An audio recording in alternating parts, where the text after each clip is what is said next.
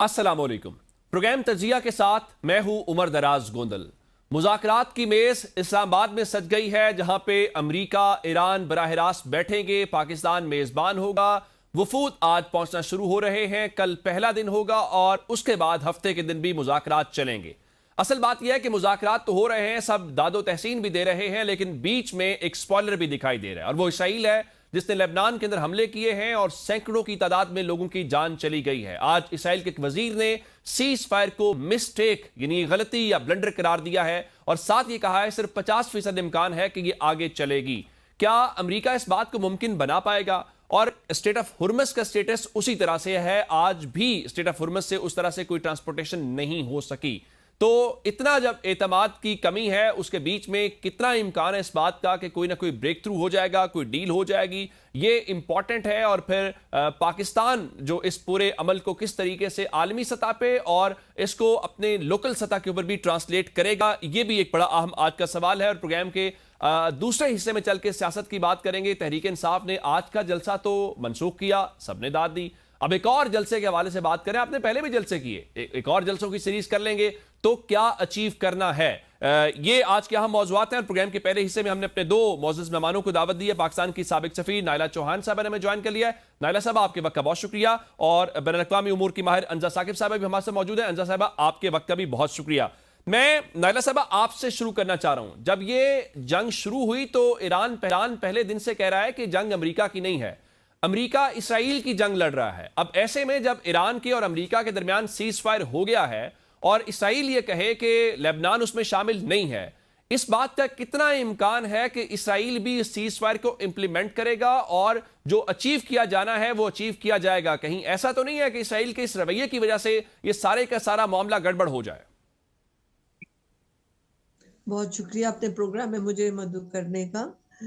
इस वक्त हालात बहुत क्रिटिकल हैं और क्योंकि अभी टॉक शुरू होने वाली हैं तो मैं ज्यादा कयासराई से जो है वो इज्तनाब करूंगी, क्योंकि ऐसी बात कहना जो कि उसको कॉम्प्रोमाइज करे वो मुनासिब नहीं ठीक। होगा।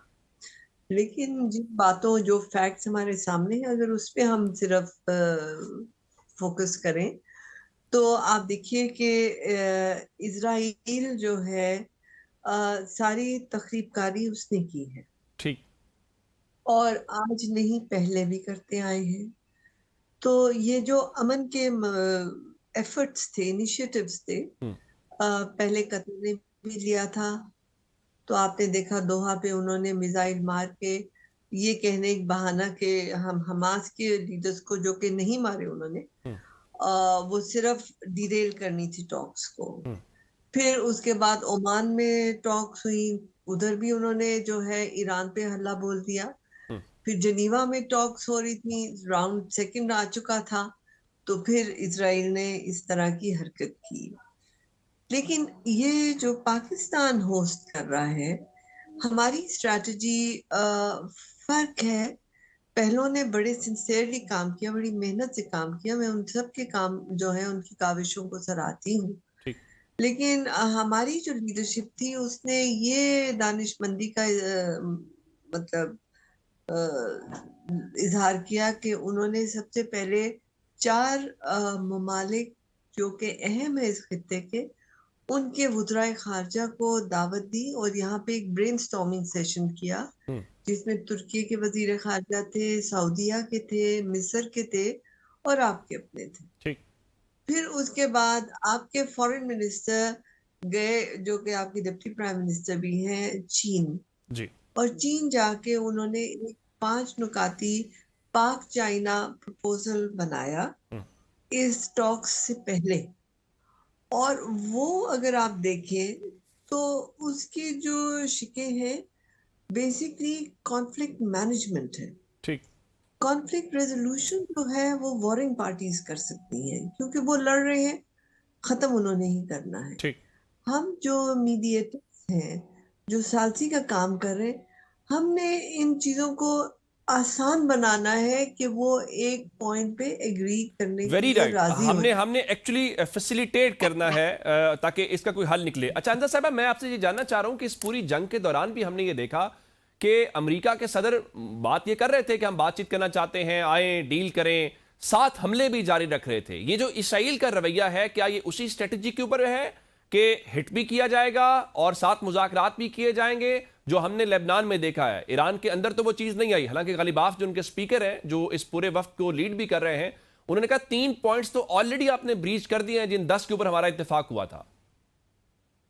जी 100%। देखिए, इस चीज को इस तरह समझें कि अमेरिका का हमेशा से जो स्टांस रहा है ना जी, वो कैरेट एंड स्टिक अप्रोच रही है। ठीक। कि एक जगह मिलिट्री माइट भी डिस्प्ले होती है, दूसरी जगह वो दरवाजे खुले रहते हैं for diplomatic engagement, for talks, backdoor diplomacy. अब इसके साथ साथ देखिए, एक तो ये हमें समझना पड़ेगा कि इस हाई लेवल डेलीगेशन का पाकिस्तान आना, जैसे कि जेडी वैंस थे जो कि इस्लामाबाद आ रहे हैं, ये क्लियर स्ट्रेटेजिक शिफ्ट है मिलिट्री सिग्नलिंग से स्ट्रक्चर्ड डिप्लोमेसी की तरफ। ये कोई रूटीन एंगेजमेंट नहीं है। देखिए, जैसे मैडम ने भी अर्ज किया, ये एट बेस्ट ये क्राइसिस मैनेजमेंट को रिप्रेजेंट करता है, जो सबसे हाईएस्ट सतह पे है सियासी तौर पे।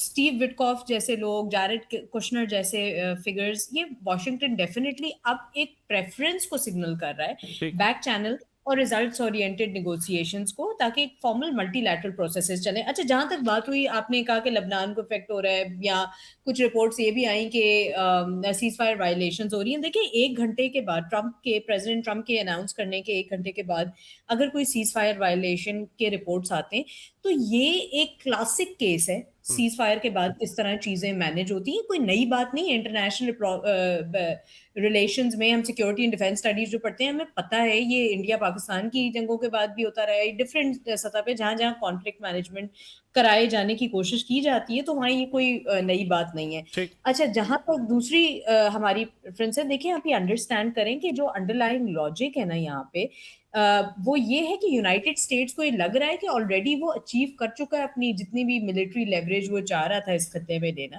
और अब वो उस एडवांटेज को कन्वर्ट करना चाह रहा है अपने ओन पॉलिटिकल आउटकम्स के लिए, जो कंट्रोल नेगोशिएशंस करने के लिए। क्योंकि देखें, आज भी जब जेडी वैंस का अर्ली बयान आया है कि वो बिल्कुल इस चीज पे फर्म रहेंगे। दो देखें एरियाज की मैं बात करूंगी। सबसे पहली बात हम करते हैं कि वो जो प्लेस पे, मतलब इस डॉक्ट्रिन को कहा जाता है निगोशिएटिंग फ्रॉम स्ट्रेंथ। ठीक है, अब दो उनकी एक कोर रेड लाइन है जो अनचेंज्ड है। ईरान की तरफ से वो अमेरिका और इजराइल दोनों का मानना है कि Iran must halt uranium enrichment. अब ये सबसे ज्यादा ये जो इशू है ना, ये इसीलिए जरूरी है क्योंकि ईरान इस यूरेनियम एनरिचमेंट को देखता है अपने एक सॉवरेन राइट की तरह, और ये एक ऊपर की एलिमेंट है उनकी डेटरेंस स्ट्रेटेजी का। सो डेफिनेटली एक ये नॉन निगोशिएबल हो गया यहाँ पे। तो डाइवर्जेंस तो क्रिएट की जाएगी। देखें, यही तो इस तरह की डाइवर्जेंस तो है जिसकी वजह से एग्रीमेंट करना, ये सेंट्रल फॉल्ट लाइन है मेंशन जो मैं देखती हूँ इस प्रपोज सीज। आप उसको उस नजर से देख रही हैं कि वो उस पोजीशन के ऊपर जो है उनका बरकरार रहना जो है। अच्छा नायला साहब, मुझे ये बताइए कि ये जो खासकर स्टेट ऑफ हुर्मुज़ है, आज भी उसका स्टेटस उसी तरह से है। इवन यूए के जो वहां पर मुख्तलिफ लोग थे वो ये बात कर रहे थे कि वहां से हमारे जो मुख्तलिफ शिप्स हैं उन पर ऑयल लोड हुआ है, लेकिन अभी तक वो खुला नहीं है। ये जिस तरह से आप अपनी स्ट्रेंथ से मुज़ाकरात करते हैं, उस पोजीशन से जो अभी अंजा साहब बात कर रही थी, तो ईरान ने तो ये अचीव किया ना, उसकी स्ट्रेंथ है। स्टेट ऑफ हुर्मुज़ उनके लिए एक टर्निंग पॉइंट साबित हुआ है। शायद वॉर से पहले इस तरह से दुनिया को भी आइडिया नहीं था बंद होगा तो उसका क्या इंपैक्ट आएगा। अब इस हवाले से जो बात हो रही है कि वो वहां पे कुछ टोल लगाना चाहते हैं, $1 पर बैरल की बातें हो रही हैं, आज उसके ऊपर मुख्तलिफ ममालिक की तरफ से रद्द-ए-अमल आया कि आप उसको बगैर किसी कंडीशन के खोलें। ये आसान होगा या ईरान भी वही पॉलिसी अपनाएगा जो अमेरिका अपना रहा है, स्टिक एंड कैरेट वाली?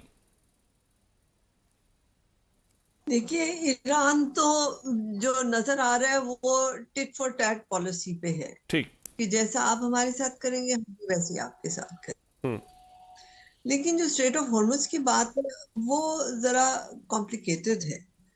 मैं इस चीज से कॉम्प्लिकेटेड कहूंगी कि ये ईरान की सॉवरेनिटी की बात है। ठीक, ईरान की ये टेरिटोरियल वाटर्स है। आप देखें, अब सुएज कैनाल भी है, सुएज कैनाल भी जहाज और वो मिस्र को उसका टोल देते हैं। ठीक, तो ये कोई ऐसी अजीब बात नहीं कही ईरान ने क्योंकि ये एक इंटरनेशनल प्रैक्टिस है कि अगर आपके टेरिटोरियल वाटर्स से इंटरनेशनल वो ट्रेड या वो मूवमेंट, तो you have the right to have a toll दे, जो कि ईरान ने आज तक किया नहीं था।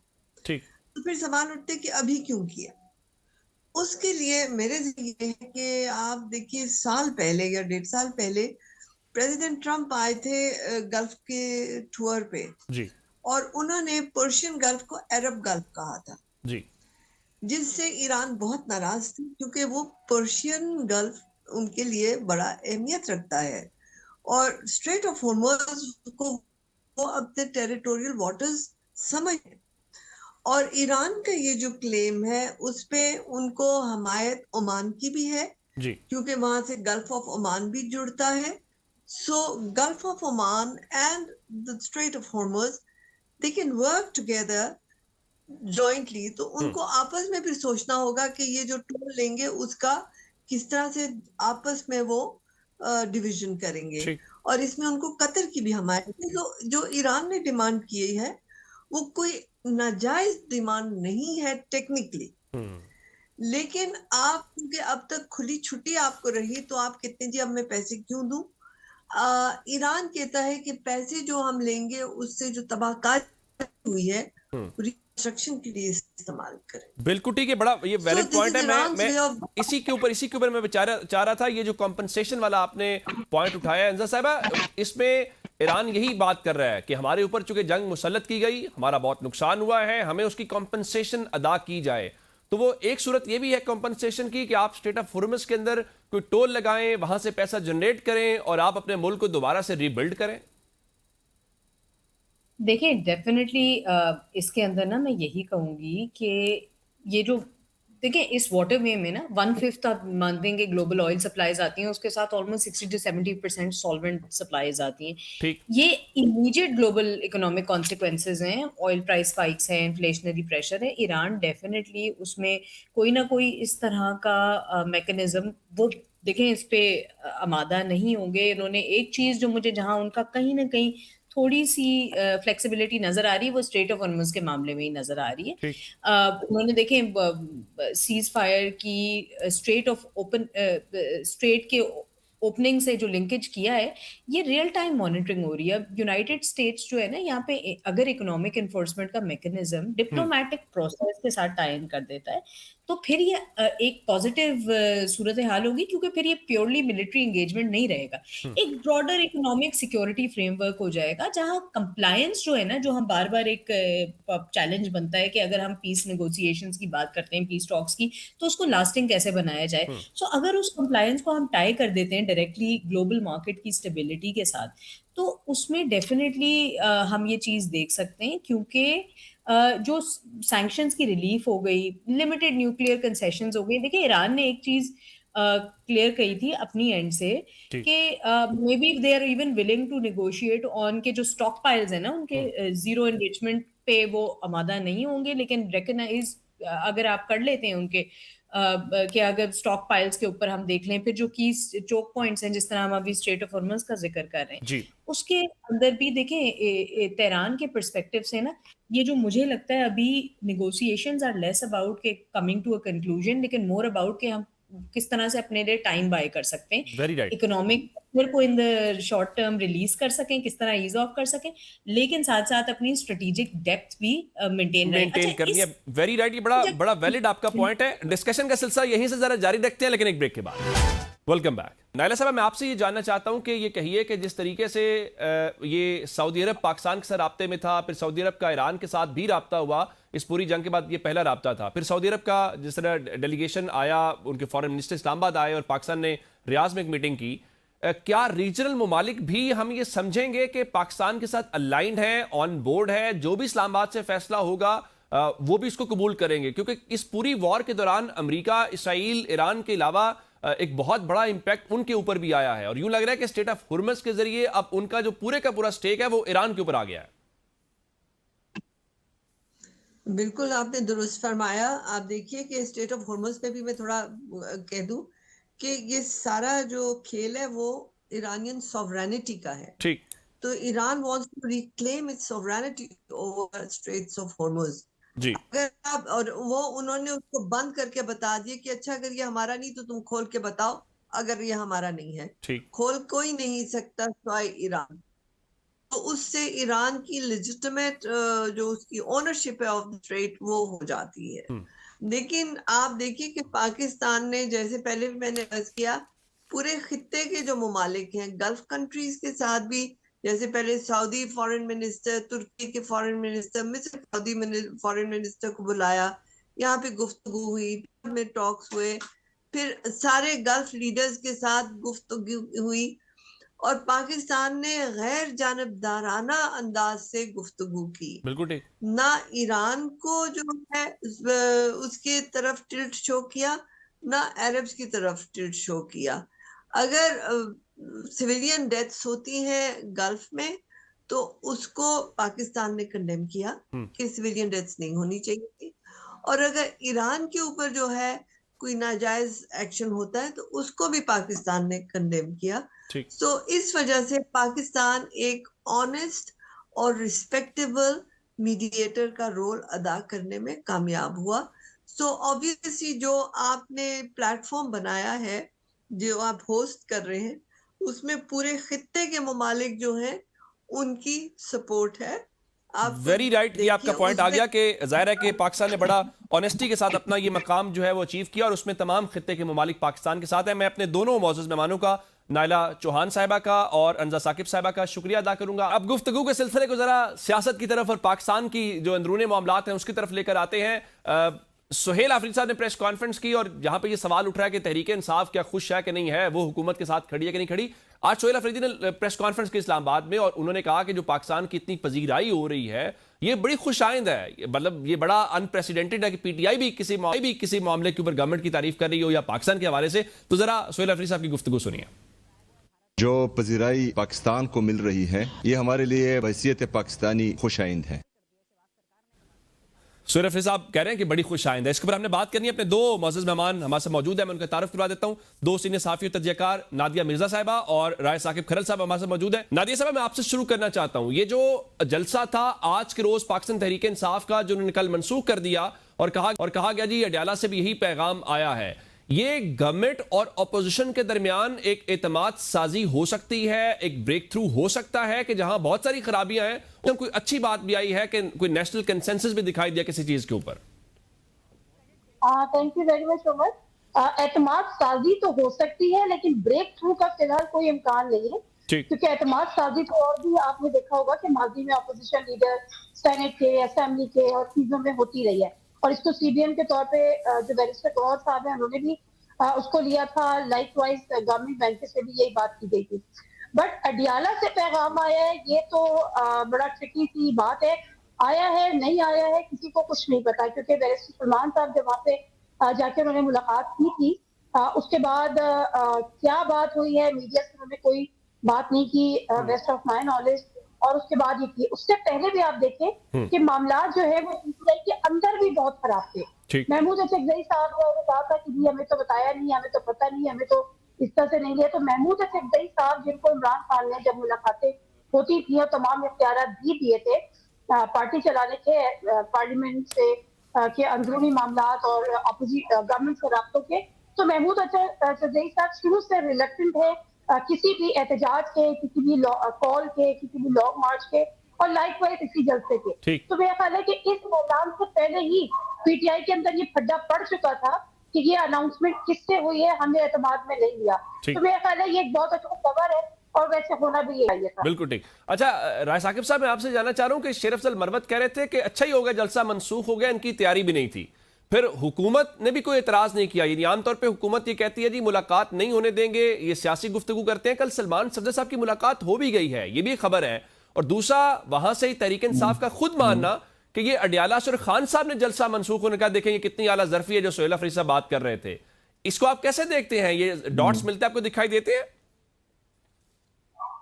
गोविंद साहब, thank you very much for having me. देखिए सर, बात बड़ी सादा सी है कि कल से तनकीद कर रहे हैं कुछ ट्विटर हैंडल्स और कुछ यूट्यूबर्स के ऊपर, गवर्नमेंट और गवर्नमेंट के एलाइड ट्विटर हैंडल्स बहुत तनकीद कर रहे हैं कि जनाब देखिए पाकिस्तान की इतनी बड़ी अचीवमेंट है और ये उसके अंदर भी खुश नहीं है। एट द सेम टाइम अगर भी पाकिस्तान की इस अचीवमेंट के ऊपर खुश नहीं है तो हम 110% श्योर उस पर आप, मैं मिर्जा साहिबा तीनों मिलकर तनकीद करेंगे, क्योंकि बहरहाल गवर्नमेंट की अचीवमेंट बहुत बड़ी है, बहुत बड़ी है। आप पाकिस्तान की इंटरनल पॉलिटिक्स में इनसे मुत्तफिक हो या नहीं हो, internationally Pakistan has achieved a lot. At the same time अगर पाकिस्तान तहरीक इंसाफ के एंड के ऊपर कोई अच्छा एक्ट है, अगर उन्होंने पोस्टपोन किया है, अगर सुहेल अफरीदी आकर प्रेस कॉन्फ्रेंस करते हैं और इसको खुशाइंद कहते हैं कि इंटरनेशनली पाकिस्तान को जो एक्नॉलेजमेंट मिली है, तो उसमें से आप, मैं या सना साहिबा किस कैपेसिटी के अंदर मीम या मेख निकाल सकते हैं कि जी इंटरनल कैपेसिटी के अंदर बहुत इश्यूज थे, इंटरनली इनके बहुत सारे प्रॉब्लम थे। I think this is a time कि अगर कोई भी ऑपोजिशन की जमात हुकूमत के साथ खड़ी हुई है तो इससे खुशाइंद बात हो ही नहीं सकती। तैयारी थी नहीं थी, मेरे नजदीक तो ये मैटर नहीं करता। Let's be very honest about it. Reason कि आपने देखा 2 दिन पहले अडयाला जेल के बाहर इमरान खान साहब की हमशीरा जाती हैं, वहां पर चंद 100 कारकुनान इकट्ठे होते हैं, सारा दिन सोशल मीडिया के ऊपर आपको पाकिस्तान तहरीक इंसाफ और वो इवेंट ही नजर आया। गवर्नमेंट का इवेंट तो आपको कोई नजर उस दिन सोशल मीडिया के ऊपर आया नहीं है। जस्ट लाइक दैट कि अगर आज के जलसे की तैयारी थी या नहीं थी, जुनैद अकबर साहब पहले ऑन रिकॉर्ड कह चुके हैं कि जहां पे हमें रोकेंगे वहीं पर जलसा शुरू हो जाएगा। सुहेल अफरीदी साहब इससे पहले कह चुके हैं कि जहां पर हमें रोकेंगे, जहां एंट्री ब्लॉक करेंगे इस्लामाबाद की या पिंडी की, वहीं पर जलसा स्टार्ट हो जाएगा। व्हाट मैटर्स इज कि खबरें बन जानी थी, न्यूज हेडलाइंस बन जानी थी कि जनाब केपीके का मिनिस्टर गिरफ्तार कर लिया गया या रोक दिया गया या सुहेल अफरीदी का कॉन्वॉय रोक दिया गया, खबरें बन जानी। अगर उन्होंने आला ज़र्फी का मुजाहरा किया है, अगर उन्हें हुकूमत के स्टांस को मजबूती दी है, अगर इंटरनेशनली जो पाकिस्तान को इज्जत मिल रही है उसके ऊपर तहरीक इंसाफ हुकूमत के हाथ मजबूत कर रही है, तो आई थिंक हम सबको, देखने वालों को भी और हम बात करने वालों को भी, पाकिस्तान तहरीक इंसाफ के इस स्टांस को और उनके इस एक्शन को अप्रिशिएट किया जाना चाहिए कि नो मैटर व्हाट के उसकी क्या वजूहात है या क्या है, एट द एंड जो उसकी असल स्टेप है वो बड़ा अच्छा है। अच्छा नादिया साहिबा, मैं आपसे ये जानना चाहता हूं कि आज एक खत आता है जिसको खुला खत कहा गया असद उमर साहब की तरफ से, कमोबेश वही बातें की गई हैं जो इससे पहले फवाद चौधरी साहब कर रहे थे, दीगर लोग कहते थे, कोई मिसाक जमहूरियत की बात होती थी कि नया इलेक्शन होना है, उसके लिए TORs तय कर लिए जाएं, कुछ नया एक मिसाक किया जाए। ये जो मौजूदा सिनेरियो है जिसमें पाकिस्तान की बहुत तारीफ हो रही है, ज़ाहिर है बहुत कद पाकिस्तान का बड़ा है, लेकिन जो आप इंटरनेशनल कामयाबियां जितनी भी हासिल करें उसको ट्रांसलेट तो आपको डोमेस्टिकली करना है। ये जो खत है, आपको लगता है कि फिर वही बात कि कुछ इनिशिएट हो सकता है, इस टाइमिंग के अंदर इंपॉर्टेंट है कि एक यूनिटी का एक ऐसा मौका पैदा हुआ है, उससे हमें फायदा उठाना चाहिए? जो वो कह रहे हैं ना कि हमें अप्रिशिएट करना चाहिए, हम अप्रिशिएट कर रहे हैं। देखिए जर्नलिस्ट का काम सिर्फ अप्रिशिएट करना नहीं होता, उसके बैकग्राउंड में अगर कोई स्टोरी होती है उस पर भी हमारा बात करने का हमारा राइट है। पीटीआई के ऑफिशियल पेज से आपको पता है क्या रीट्वीट हुई है? इमरान रियाज की, जिसमें वो पूरी एक लिस्ट बता रहे थे कि ये हुआ और मुझे ट्वीट हुई और ये वो, जो कि मेरा ख्याल है कि इररेलेवेंट है। इस किस्म की बैकडोर डिप्लोमेसी चीजें हो रही होती है तो बहुत सारी चीजें होती है, मिस्टेक जरूर हो सकती है, लेकिन ये पीटीआई के ऑफिशियल पेज से हुआ है। महमूद खान अचकजई साहब ने फ्लोर ऑफ द हाउस कहा कि वो कोई पागल ही होगा जो इस खुशी में खुश ना हो कि पाकिस्तान की खुशी है।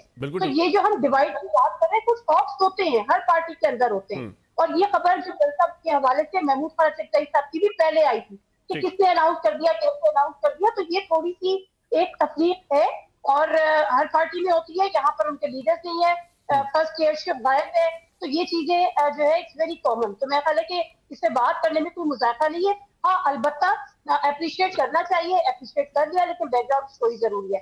As far as your question is concern, तो लेटर देखिए मसला क्या है, मसला ये कि महमूद गौली साहब हो गए, फवाद चौधरी साहब हो गए, असद साहब तो अभी आए, लेकिन इनको पीटीआई ऑन ही नहीं कर रही, किसी सूरत ऑन नहीं कर रही। इनकी कोई अच्छी बात भी होती है तो उसको इररेलेवेंट कर दिया जाता है क्योंकि आपका कोई ताल्लुक नहीं है, जो कि दरअसल गलत है। मैं ये समझती हूँ कि जो पीटीआई के सीनियर लोग हैं, जो भी वजूहात रही, जो भी हालात रहे जिसकी वजह से उनको लड़की अख्तियार करनी पड़ी, लेकिन अगर वो आकर एक अच्छी बात कर रहे हैं, एक अच्छा माहौल बनाने की बात कर रहे हैं, पीटीआई को स्पेस देने की बात कर रहे हैं, क्योंकि पीटीआई के लिए भी अच्छा है, तो उनकी तजावीज को सुन लेना कोई ऐसा बुरा काम नहीं है कि जी कह दिया जाए। तो मेरा मसला यहाँ पर ये है कि जो पीटीआई के हॉट से और जो पीटीआई का खासतौर पर जो सोशल मीडिया जिनके हाई एग्रेसिव है, उसके हाथों यरगमाल बनी हुई है पीटीआई की अपनी क़यादत। बिल्कुल ठीक। डिस्कशन का सिलसिला यहीं से जरा जारी रखते हैं, लेकिन एक ब्रेक के बाद। Welcome back. राय साहब, मुझे ये बताइए कि ये जो आज सुहेल अफरीदी साहब एक और जलसों की बात कर रहे हैं कि वो खैबर पख्तूनख्वा में एक और बड़ा जलसा 10 दिन के अंदर करेंगे, फिर तहरीके तफज़ियाने पाकिस्तान जो है वो भी कोई एहतजाज की बात कर रही है, आपको लगता है कि आप जितना बड़ा जलसा भी कर लेंगे खैबर पख्तूनख्वा में क्या अचीव हो जाएगा? पहले भी तो सब कुछ किया, इस बार उसमें डिफरेंट क्या है? और इस पूरे सिनेरियो के अंदर पीटीआई कहीं दिखाई नहीं दे रही। ग्राउंड पे वाकईतन जो गवर्नमेंट दावा करती है कि पीटीआई इररेलेवेंट हो चुकी है? वो अपने अंदरूनी इख्तलाफात की वजह से है, वो सोशल मीडिया की वजह से है, या जो भी रीजन है, आप इस बात से इत्तेफाक करते हैं? और बड़ा मजे का सवाल है आपका कि पीटीआई इररेलेवेंट है, लेकिन क्या आपने और मैंने कभी सोचा है कि इस मुल्क के एक सदर भी हैं जिनका नाम जनाब आसिफ अली जरदारी साहब भी है, इस मुल्क में एक ऐसी जमात भी है जिनके सरबराह साबिका मल्टीपल टाइम रहे हुए वजीर आजम साहब भी है जिनका नाम मियां मोहम्मद नवाज शरीफ साहब भी है। शहरी रहमान साहबा को आकर बैकग्राउंड का बताना पड़ता कि सारे कार्रवाई के अंदर बैकग्राउंड में सदर आसिफ अली जरदारी साहब का भी किरदार है। यहाँ पर सेनेटर फनान साहब आते हैं और वो मियां नवाज शरीफ साहब को नोबेल पीस के लिए नॉमिनेट करते हैं, उनके हक में ट्वीट करते हैं कि मियां नवाज शरीफ साहब का भी किरदार है। और माजी में किरदार मुझे तो यही बताया गया था कि उनकी जंग जो डिजाइन की थी वो मियां मोहम्मद नवाज शरीफ साहब ने डिजाइन की थी, पाकिस्तान इंडिया वाली जंग है। देखिए, बहरहाल गवर्नमेंट ही का स्टांस होता है, गवर्नमेंट ही की टेक होती है, गवर्नमेंट ही के बोल्ड स्टेप्स होते हैं।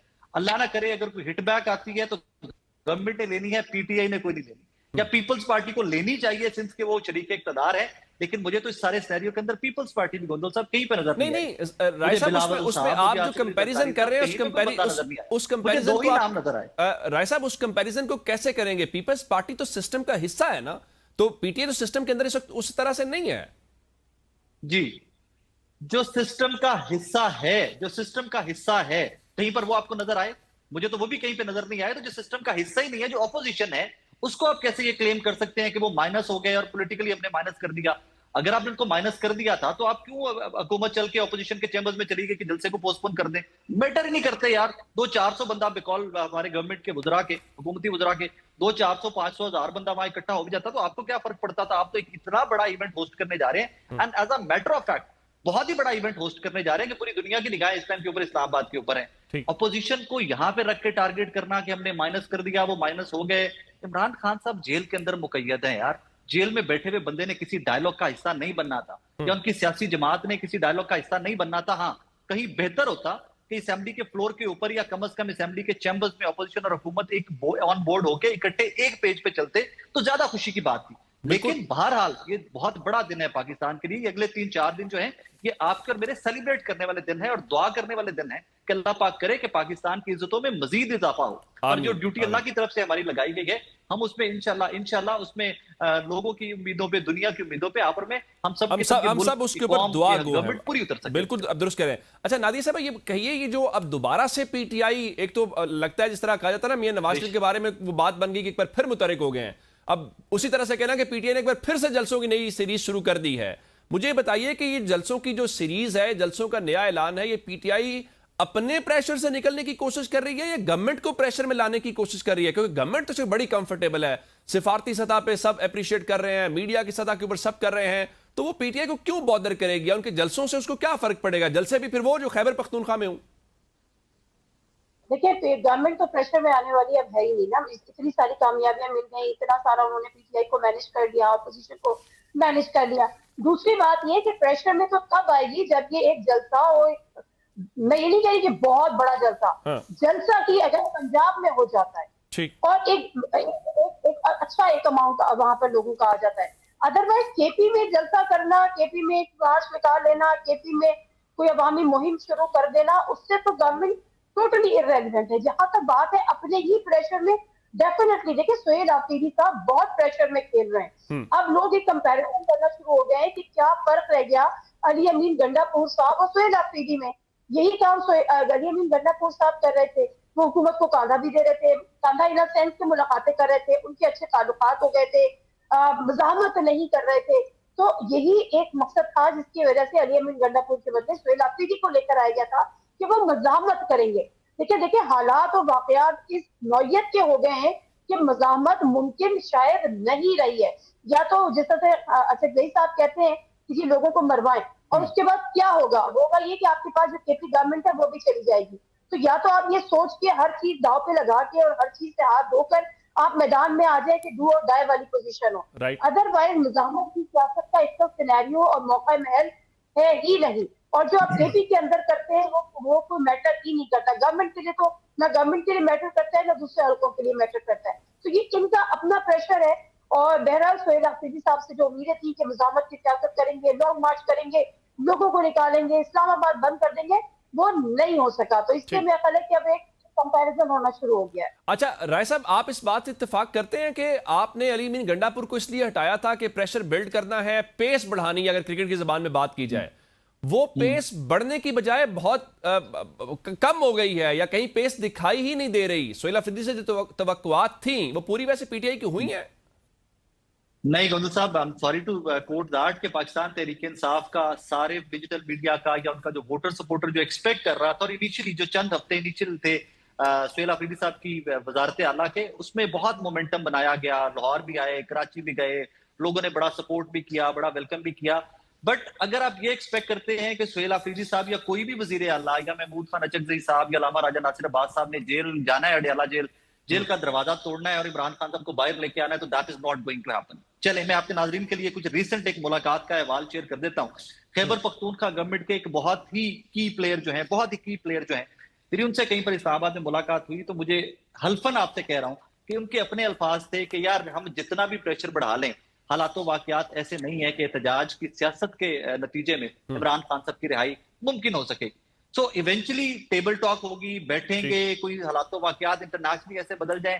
देखिए, हमेशा ऑपोजिशन के लिए, पाकिस्तान जैसे मुल्कों के अंदर ऑपोजिशन के लिए अपॉर्चुनिटी तब निकलती है कि जब एक सफे में कहीं पे दरार आए। एक सफे में मौजूदा हालात में कहीं पर दरार नजर नहीं आ रही, और अगर कहीं पर नजर आती भी है तो पाकिस्तान तहरीक इंसाफ वो ट्रेन शायद मिस करके बहुत जल्दी से आगे निकल जाती है। सो यहाँ पर अभी तो कोई हालातों वाकयात ऐसे नहीं कि आप खैबर पख्तूनख्वा में 10 लाख बंदे का जलसा कर लें, और वही जलसा अगर आप लाहौर में करते हैं तो यहाँ पर 5000 बंदा हो, तो आई थिंक 5000 बंदे के जलसे का इंपैक्ट मेरे नजदीक खैबर पख्तूनख्वा के अंदर 10 लाख के बंदे के जलसे से ज्यादा होगा। लेकिन that is not going to happen. You know that, I know that. आप लाहौर में बड़ा लंबा चौड़ा अरसा रिपोर्टिंग करके इस्लामाबाद माशाल्लाह शिफ्ट हुए हैं। यू नो दैट कि लाहौर में अभी मौजूदा हालातों वाकयात के अंदर पिंडी हो जाए, लाहौर हो जाए, दैट इज नॉट पॉसिबल कि पाकिस्तान तहरीक इंसाफ को कोई भी बड़ा शो करने की इजाजत मिलेगी।